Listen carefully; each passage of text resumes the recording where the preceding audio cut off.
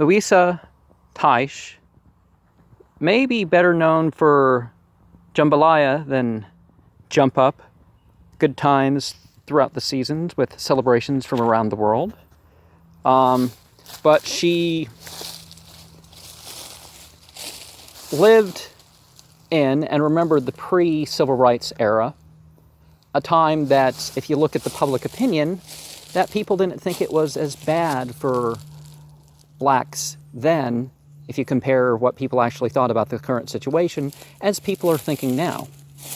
So when she tries to separate herself from the Christian colonial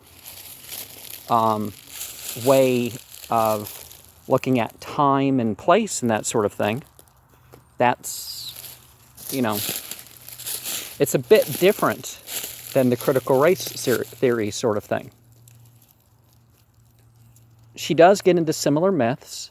She does, in her calendar, list European stuff. So it's not like she's having this prejudice against European stuff, whether it's Christian alterations of pre-Christian stuff or otherwise. Now, if they're listing Ramadan as starting on August 16th, and this is a 2000 book, I have no idea what year that is supposed to be.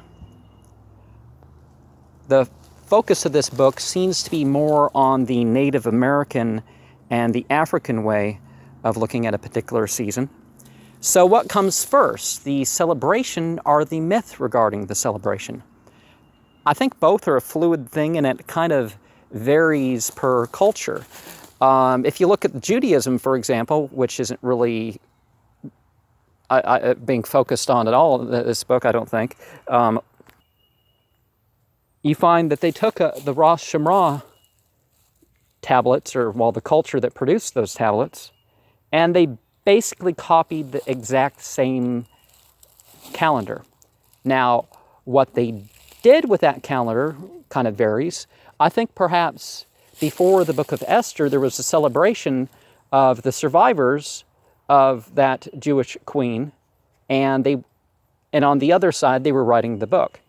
Because she had something like 78,080 or 8. There's actually a number listed of how many people she had killed, which was more than the Bible and the extra books of Esther kind of list for that sort of thing. Talking about the spirits of the various things and times, certain attributes in terms of correspondences of substances and stuff, for obviously what is more relevant to the time. It's like Christmas trees in the South and some other stuff that people don't quite, and you want examples for your spiritual life of people that are of the same, whatever as you. The idea that you had to, in the South,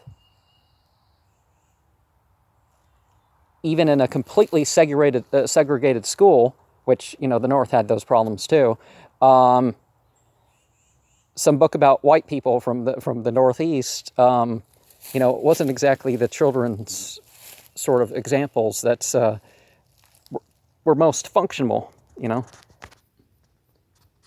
Some celebrations like Juneteenth and Kwanzaa aren't really about spirituality, but about the culture of, about a distinctness of this culture or that culture. Now, what people say when they mean black culture isn't quite the same nowadays, the past 40 or so years, in terms of, they have this color skin, so they have this culture. That's not really what's being talked about. And you see certain things in the media that kind of portray one thing or the other, and that's kind of what they mean. There's not the distinction that there once was. But when a huge portion of people were slaves and living segregated after that, it was a different thing. But the celebrating of the holidays and all that, there's some stuff that's particular to you or your family. This gives ideas of poems and art that can be used in the various circumstances. And, you know, it's not just 4 times a year or 8 times a year. There's stuff going on every month. The sun and the moon and the interaction of the sun and the moon, the various things of nature that are thought to be, you know, male or female or whatever. But the myths form all sorts of functions that we can work with. Initiations can be timed according to particular seasonal times. I talked to a rabbi that it appears that as a rule, their bar mitzvahs and bat mitzvahs are particular times of year. I'm not sure they always, you know, they're going to make somebody wait, you know, 11 months or something like this if they're not ready for it at that time. I don't think that's the case, per se. Well, I don't know if that's the case. But initiations aren't something that, just like the seasons themselves, you can reinitiate yourself again and again, or you can do it over time in a way, the way that I've looked at.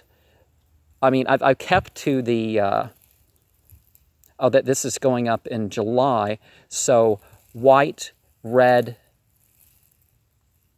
blue, orange, black, purple, green, yellow as the seasonal colors. But I've tried to do something different each time.